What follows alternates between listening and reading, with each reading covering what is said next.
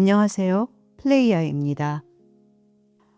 과학이 눈부시게 발전하는 이 시대에 영성에 대한 관심도 함께 커지고 있습니다. 왜일까요? 아직까지는 과학이 답하지 못하는 질문들이 있기 때문입니다. 삶의 의미, 의식의 본질, 내면각성, 영혼. 여기에 대한 답을 찾는 사람들은 이제 종교만으로도 만족하지 못하게 되었습니다. 그래서 등장한 것이 현대 영성입니다. 특정 교단이나 교리가 아니라 동양 철학, 신비주의, 심리학 등 다양한 사상이 혼합된 흐름입니다. 현대 영성은 제도 종교의 권위를 거부하는 대신 개인의 영적 각성과 내면 탐구를 중심에 놓는다는 점이 공통적입니다. 이것은 분명한 긍정적인 의미이기도 합니다. 그 안에서 가장 넓게 퍼진 흐름이 뉴 에이지 영성입니다.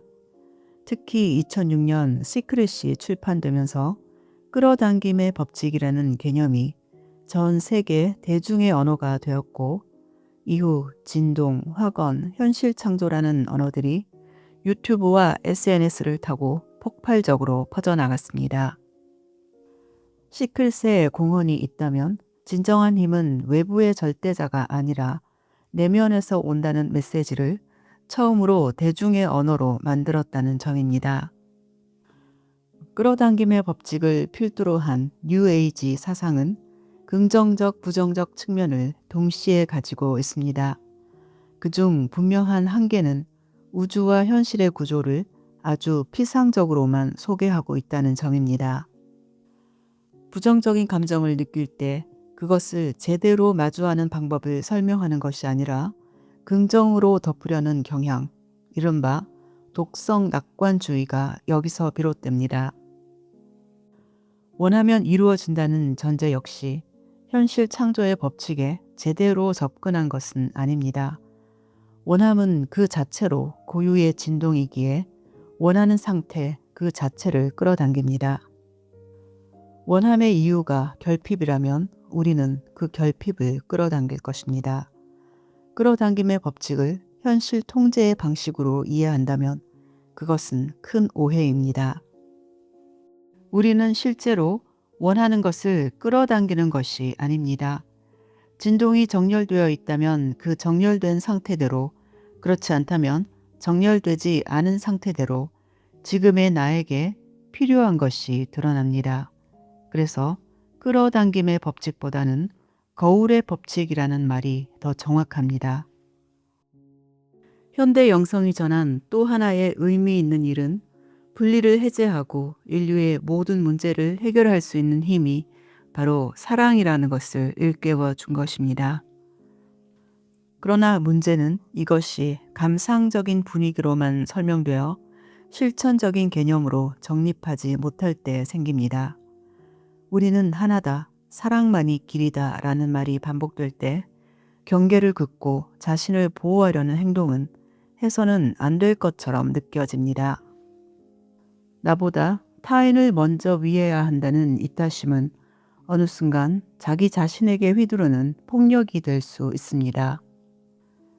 자기 사랑을 말하는 목소리도 넘쳐나는데 이타심과 자기 사랑 사이에서 우리는 또 한 번 길을 잃습니다. 사랑에 대한 정의가 모호하기에 행동도 모호해지는 것입니다. 뉴 에이지와는 결이 다르지만 현대 영성 안에서 함께 유통되는 또 다른 계열이 있습니다. 고요, 현존, 에고 초월을 말하는 흐름입니다. 뉴 에이지의 끌어당김이나 풍요와는 반대의 방향입니다. 욕망을 추구하는 대신 내려놓으라 하고 감정을 느끼는 대신 고요해지라 하니까요. 그러나 이 계열이 작동하는 방식을 들여다보면 낯선 구조가 아닙니다. 작동하지 않는 아주 오래된 낡은 관념이 현대의 언어로 포장되어 있을 뿐입니다. 이 흐름의 핵심에는 에고가 있습니다.